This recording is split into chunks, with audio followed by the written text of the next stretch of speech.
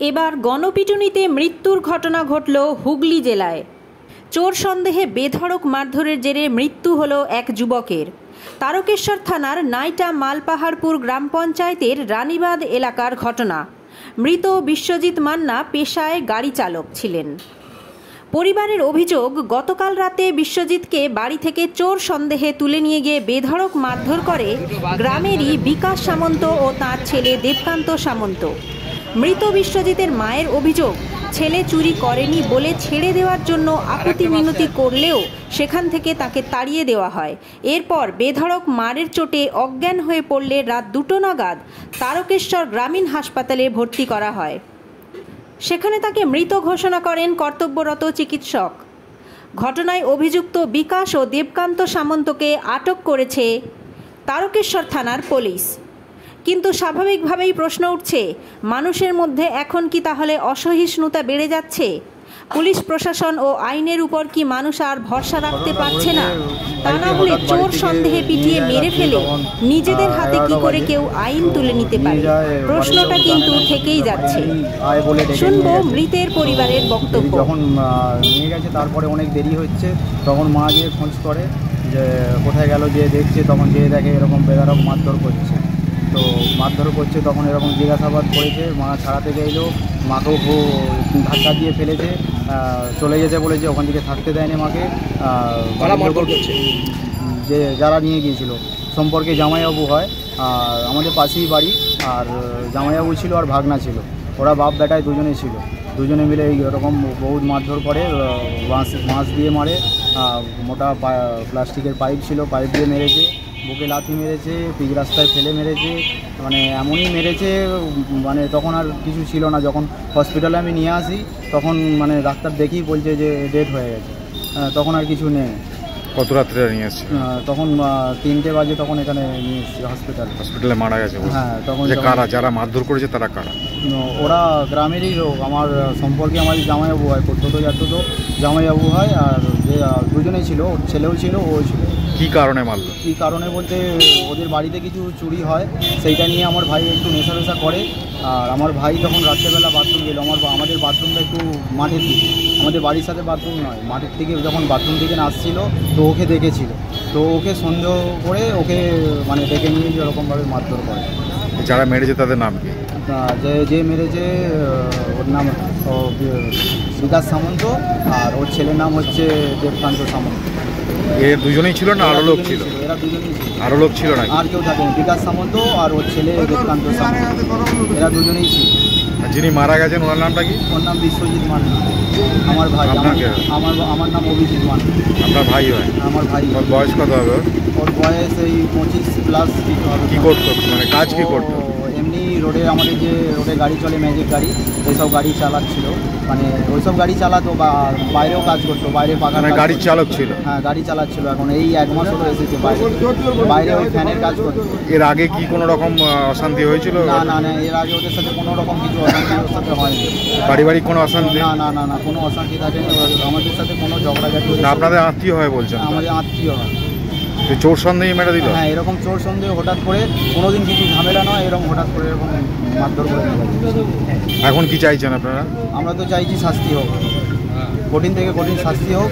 আর ওরা একটু অন্য টাইপেরই লোক, আগে ওদের অনেক কিছু ঘটনা আছে।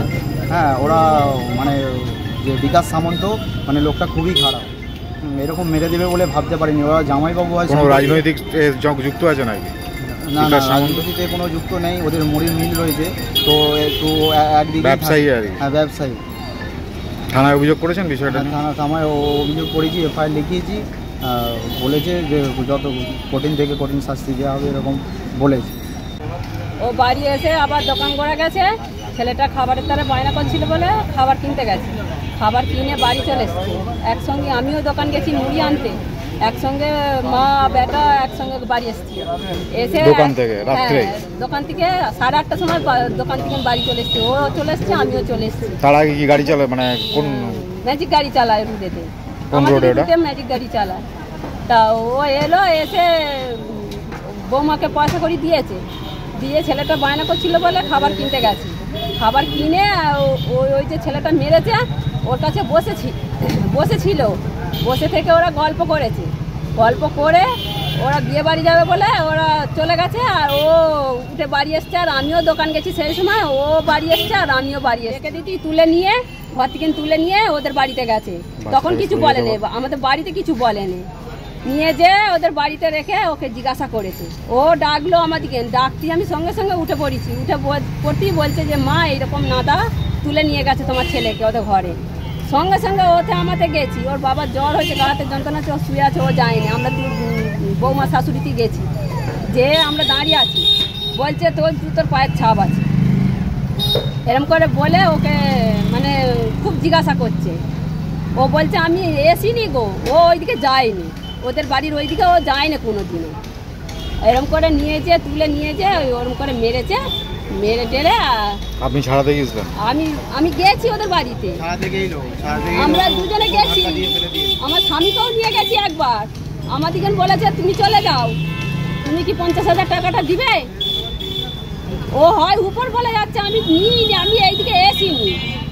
ওরা বলছে যে না তুই চুরি করছিস। ওদের বাড়িতে কোনো চুরি হয়েছিল নাকি? ওদের বাড়িতে কালকে চুরি হয়েছে, এবার কে চুরি করেছে ওরা ধরতে পারছে না। ছেলেকেই মারধর করেছে। হ্যাঁ, আমার ছেলে কি ধরেছে, যে চুরি করে বেরিয়ে চলে গেছে সে চলে গেছে, এবার ওকেই ধরেছে। এবার বলছে তুই আমার কাছে ছিলিস, তুই জানিস আমরা বিয়ে বাড়ি যাবো। ওকে ওই জন্য জোর করে ধরেছে, ধরে নিয়েছে ওরম করে দড়ি বিঁধে মেরেছে। প্রথমে বললে দড়ি বিঁধে ফেলে রাখ, না দা দড়ি নিয়ে আসতো, দড়ি নিয়ে এসে বিঁধে ফেলে রাখ। ও বললো আমরা দাঁড়িয়ে আছি, দাঁড়িয়ে থেকে ও মেয়ে ছেলেটা ঘরে শুয়ে আছে একা বলে সামনেই হচ্ছে সব। আপনাদের সামনেই মারধর করেছে? হ্যাঁ, আমাদের সামনে। ওরা নিয়ে চলে গেছে, আমাদেরকে বাড়ি পাঠিয়ে দিয়েছে, আমরা বাড়ি চলে আসছি। তারপর ওরা বাড়িতে মেরেছে। বাড়িতে মারার পর আমার মন টিকছে না, আমি বাড়ি থেকে না আবার ওদের বাড়ি গেছি। তখন মারছে, মেরে ও বলেছে যে আরেকজন আছে, তার নাম বলেছে, সে তাদের বাড়ি গেছে। তাদের বাড়িতে যে তাকে আবার তুলে নিয়ে এসেছে, তাকেও তুলে নিয়ে এসে মারধর করেছে। মারধর করে তাকে অল্প মারধর করেছে, সে পালিয়ে গেছে। তাকে ছেড়ে দিয়েছে, সে ঘর পালিয়ে গেছে, সে যে ঘরে শুয়ে পড়েছে। এবার ওকে এই রাস্তায় গোডাউন ধারে নিয়ে যেয়ে, নতুন একটা বাড়ি হয়েছে, গোডাউন হয়েছে, সেখানে নিয়ে যেয়ে মেরেছে। ও মারের ভয়ই বলেছে যে এই জায়গায় আছে, ওই জায়গায় আছে, অথচ ও নেয়নি। ও কালকে উঠে যায়নি বাড়ি থেকে, ও ভয়েতেই বলছে যে আমি এই জায়গায় রেখেছি, ওই জায়গায় রেখেছি। আমরা সবাই খুঁজে ফেলেছি, কোথাও খুঁজে পাইনি। যত বলছে আর তত মারছে। এরকম একটা মোটা পাইপ দিয়ে মেরেছে, ওইরকম নীল কালারের কলের পাইপ, এরকম কলের পাইপ দিয়ে ফাঁকে মেরেছে, রাস্তা পিচে ফেলে মেরেছে। আবার ওদের বাড়িতে এরকম সরু বাঁশের লাঠি দিয়ে মেরেছে, মেরে বাঁশ একবারে ফাটিয়ে ফেলে দিয়েছে। তারপর কি হসপিটালে নিয়ে এলেন? তারপরে আমার এই ছেলেটাকে ফোন করেছি, তখন 2টো বাজে। এ চাপাডাঙ্গায় থাকে। আমি বলছি খ্যাপা, তোর কাছে যদি পুলিশারা থাকে, ওইখানে থাকে তো চাপাডাঙ্গায়, তাহলে তুই দেখে একবার পাঠিয়ে দেন না, তোর ভাইকে এরম করে মারছে। ওরা বলছে তোর ভাই চুরি করেছে। তোর ভাই চুরি করতে যায় না, আজকে ও ঘরেই শুয়ে আছে, ও চুরি চামারি করেনি, ও শুয়ে আছে, ঘুমোচ্ছে, ওকে তুলে নিয়ে চলে গেছে। তারপর আমাকে রিম্পা ডেকেছে, আমি উঠে গেছি।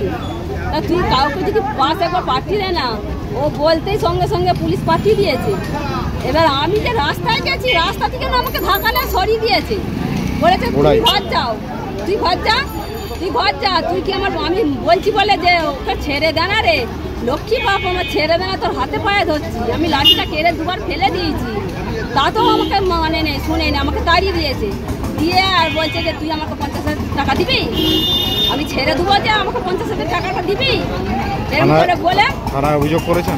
হ্যাঁ। কি চাইছেন এখন? আপনি কি চাইছেন? আমরা কি চাইছেন এখন? আমরা চাইছি তো ওদের শাস্তি হোক। কি নাম আপনার? আমার নাম রুমা মান্না।